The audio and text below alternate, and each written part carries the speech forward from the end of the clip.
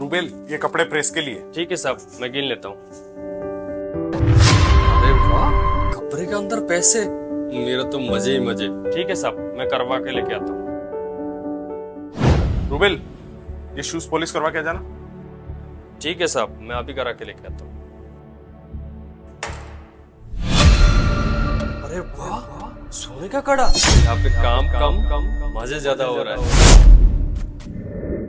अरे रूबेल, तू आ गया? कुछ भी सामान लेके नहीं आया तू? साहब, कपड़े तो शाम को मिलेंगे और आपके शूज 1 घंटे में पॉलिश हो जाएगा तो मैं ले आऊंगा। चल, ये सब तो ठीक है, कपड़े शाम को लेके आ जाना, लेकिन उसमें जो पैसे रखे थे वो तो दे दे मुझे। पैसे?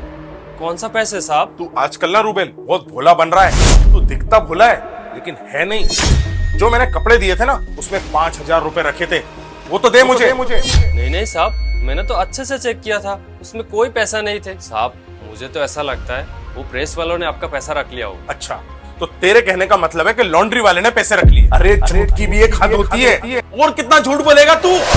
पिछले 1 महीने से रोज कुछ ना कुछ घर में चोरी हो रहा था।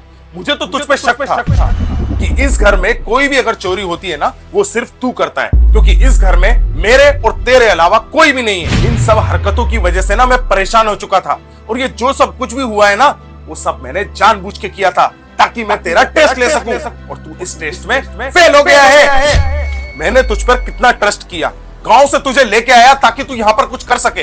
जिस घर में तू खाता है उसी घर में तू छेद कर रहा है। मैंने तुझे कभी भी किसी भी चीज की कमी नहीं होने दी, हमेशा अपने घर जैसे समझा, लेकिन तूने मेरे साथ क्या किया?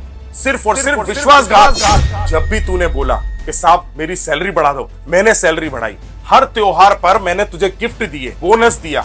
ये तू कैसे कर सकता है रूबेल? रूबेल, तेरा सपोर्ट किया जो किया, तेरे घर वालों का तक सपोर्ट करता हूं मैं। मुझे तो ना तुझ पर पहले से ही शक था, लेकिन मैं डायरेक्ट इसलिए नहीं बोला क्योंकि तू ना मुझे पागल बना देता, और आज तू रंगे हाथों पकड़ा गया। ये सब जो भी हुआ है ना, कपड़े के अंदर पैसे निकलना, शूज के अंदर गोल्ड निकलना, ये सब मैंने जानबूझ के किया था।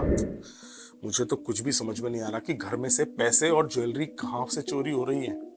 रूबेल को भी कुछ नहीं बोल सकता, अगर मैंने उसको कुछ बोला तो वो हमारे यहाँ बहुत दिनों से काम कर रहा है, शायद उसको कहीं बुरा ना लगे। पर रूबेल तो इतने सालों से हमारे यहाँ काम करता है, वो चोरी क्यों करेगा? लेकिन मैं विश्वास भी तो नहीं कर सकता ना उस पर। तो एक काम करता हूँ, उसका मैं टेस्ट लेता हूँ। अगर वो उस टेस्ट में फेल हो गया तो वो इस घर में रहने के लायक नहीं होगा, और अगर वो पास हो गया तो फिर कोई प्रॉब्लम ही नहीं है। लेट्स सी, आने दो उसको। अब समझा, मैंने जो भी किया था ना, सोच समझ के किया था, और तू उसमें फेल हो गया। साहब, मुझे माफ कर दो। वो पैसा और गोल्ड देख के मेरा मन में लालच आ गया था। साहब, मैंने जो भी चीज लिया है ना आपका यहाँ से, मैं सब कुछ लौटा दूंगा। आप मुझे माफ कर दीजिए। तुझे माफी नहीं, सजा मिलेगी रूबेल, और आज से तू इस घर में काम नहीं करेगा। साहब, अब कोई भी सजा दे दो, लेकिन मुझे नौकरी से मत निकालो। रूबेल, तुझे ना नौकरी से तो निकालूंगा मैं, और साथ में पुलिस थाने भी भेजूंगा, क्योंकि अगर मैंने तुझे ऐसे ही छोड़ दिया ना, तो तू कहीं दूसरे के घर में जाके भी चोरी करेगा। साहब, ऐसा मत करो ना, मैं और मेरा परिवार बर्बाद हो जाएगा। अच्छा, आज बर्बादी का सोच रहा है। अगर ये सब पहले सोच लेता ना, तो शायद अभी सब कुछ अच्छा होता।